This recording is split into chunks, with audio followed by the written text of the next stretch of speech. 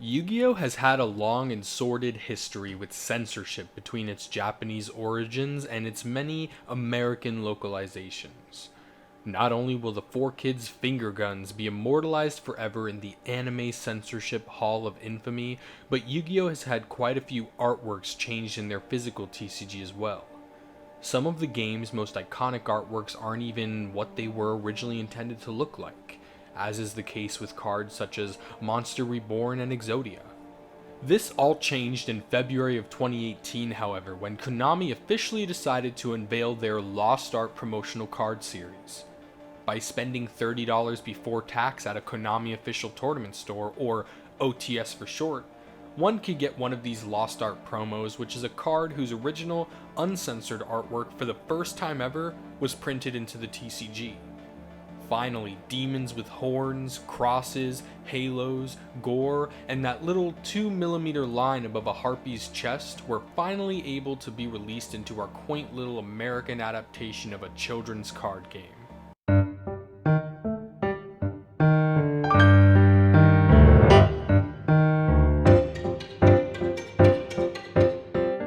There are a lot of censored cards, and today I want to focus on my top 10 picks for which cards deserve that special Lost Art treatment.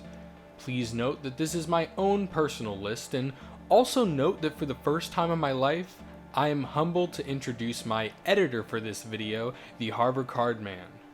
I despise editing, so him taking over the biggest burden to my content creating existence for this video means more to me than I can articulate.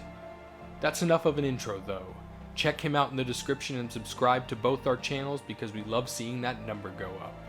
To start things off nice and simple, and to kick off a running theme of me enjoying the more drastic changes in Lost Arts, we have Last Day of Witch at number 10. Though the TCG version is not bad by any means, I feel as though it loses the original tone depicted in the OCG's much more gruesome interpretation of a witch hunt. Due to Yu-Gi-Oh! Being often associated with witchcraft during its infancy by many extremist groups in the US, I'm sure this allusion to the Halloween-themed witch made a lot more sense then, but I feel now there's no reason why the original can't show its face in the TCG as well. This card definitely isn't playable by any means though, so that's why it sits at number 10.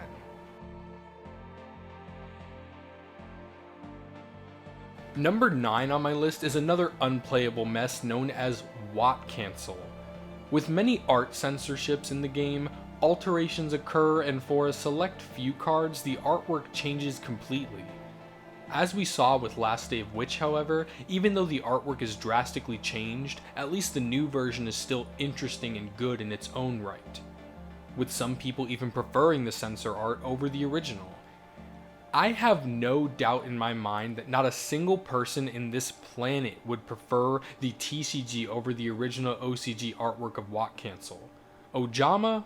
Check. Cool violence depicted in a cartoon fashion that makes sense under the context of the card name and effect? Check. The red X in the TCG is just so generic and boring, nothing can convince me otherwise that they just censored this super last minute and couldn't think of anything better to put in during a super tight time constraint.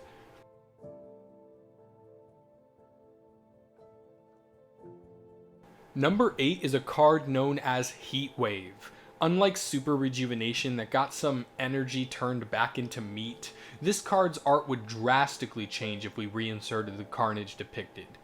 Not only is this a key card in normal monster strategies, aka Phantom Spiral and that's it, but its reference to another iconic card in Cold Wave makes this a nice little representation of what Yu-Gi-Oh! Is about. I mean, the entire Fossil Fusion archetype shows more than this guy, and with the Harpy Ladies getting their uncensorships, we can see Konami is finally willing to show us a little more skin. Or bone, I guess, in this case. Though we usually see religious depictions removed when they show halos, ankhs, or other vaguely Judeo-Christian symbolism, in the case of Senju, Buddhism was the target of censorship between the OCG and TCG. If Naruto and One Piece can show off their versions of this guy, I think Yu-Gi-Oh! Finally can too. This is one of the coolest artworks that we've never seen here in the TCG, and I believe our collective artwork canon suffers because of its non-inclusion. Being not as potent as Manju, Senju can see play in certain ritual strategies, so I think this one would be right on the line of collectible and playable. A sweet spot that would definitely have a lot of people interested in getting him. As fall comes into full swing and spooky season starts rearing its scary head, we must remember that number 6 on this list, Mystic Tomato, has an artwork that would be perfect for an October release as a Lost Art promo. Mystic Tomato is an iconic battle searcher who has been used in many decks throughout tons of different formats. Similar to cards such as Ring of Destruction, I can imagine this would be an amazing inclusion into any GOAT deck that would run it. This jack-o'-lantern is just a classic art of an iconic card that honestly is less scary and more festive than its TCG incarnation.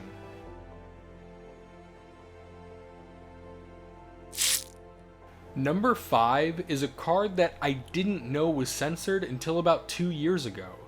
Acts of Despair is an iconic classic from the earliest days of the franchise, and little did I know as a kid, but that weird wooden handle was actually an entire demonic zombie thing's head. It really adds to the flavor of the card's effect, how it has a sacrificed monster's head as a part of its design. The Lost Arts tend to focus mainly on older iconic cards, so seeing this card be revealed as a future Lost Art one day would not be surprising in the least.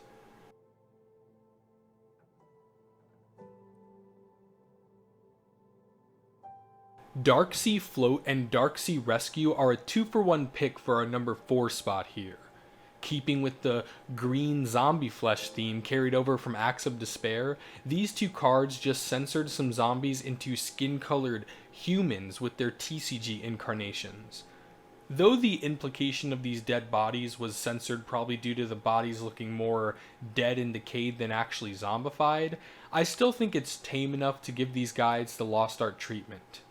Sadly, these will probably never receive their moment of Lost Art glory because they aren't useful in many strategies, they don't have that classic nostalgia going for them, and they would take up 2 slots, which would be cool if they came together in a single sealed promo pack, but just as is the case with the rest of this list, that's definitely wishful thinking. The top 3 choices of mine are picked based on likelihood and personal desires, culminating into these 3 choices being leaps and bounds more desired by me than numbers 4 through 10 to be made into Lost Art promos. So to start off this all-star list, I have to say Fiend Comedian needs its moment to finally shine. This dark and very gruesome and detailed artwork was entirely overhauled into a much more cartoonish version of itself when brought over to the TCG. Whenever I think of this artwork, I remember the comparisons some players make between Yu-Gi-Oh! Then and now, often pitting artwork of Melfi's up against the likes of Summon Skull. The card represents the old, more fantasy and demonic artworks of the earlier Yu-Gi-Oh! Days to me, and I wanted to see its print finally showing itself in English. Number 2 on my list is one that I want so badly but is by far the least likely to be released due to the reason for its censorship. Number 45 Bagooska is a terribly tired taper here in the TCG, but in the OCG, he's just blackout drunk. The fact that this card had all of its beer bottles and cans transformed into pillows is just so funny to me and really shows a textbook example of censorship in my eyes. It's one thing to show some cleavage with the Harpies, but I'm not sure if the world is ready yet for Konami to start promoting drinking to its younger fans. My number 1 pick is another card whose censorship is a little more unique than the usual religious depiction or cleavage showing. With all censorships, we as a player base can always just assume why a card art has changed. Konami never officially gives us a reason. By this I mean, we can see that Monster Reborn was changed from an Ankh to the classic design we know and love today because the Ankh was probably too religious. But Konami has never outright said, yeah, we didn't want the Christians mad. This is important to be aware of because for my number 1 spot, I have Fairy Tale Snow. The classic and powerful card from a few formats ago, This red-dressed anthropomorphic 60-card deck lover has one major change from its OCG roots, and that's the dress color. It's such a small detail, but in the OCG, she's toting a blue dress, and I just want to see that version hit us over here. Sadly, the collective conspiracy in the Yu-Gi-Oh community is that since her name is based off of Snow White and her blue dress gives her the same color scheme as Disney's Snow White, it is believed that Konami changed the colors to avoid any copyright issues. Maybe it's the dramatic person in me that wants to see Disney and Konami duke it out, or maybe it's because I know princessin is a thing, so like, why can't Snow get her moment to shine in copyright obscurity too? Regardless, she's my number one pick. Like I said, so many artworks have been censored throughout Yu-Gi-Oh's history, so let me know in the comments below what cards you want to see get the Lost Art treatment.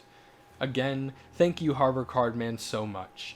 He reached out and offered to edit a video for me, and I'm looking forward to working with him in any way I can in the future. So I implore you all to please check the description below to see all of his social medias and check him out. I'm JC Theater Yu-Gi-Oh! And thank you guys for watching. See ya!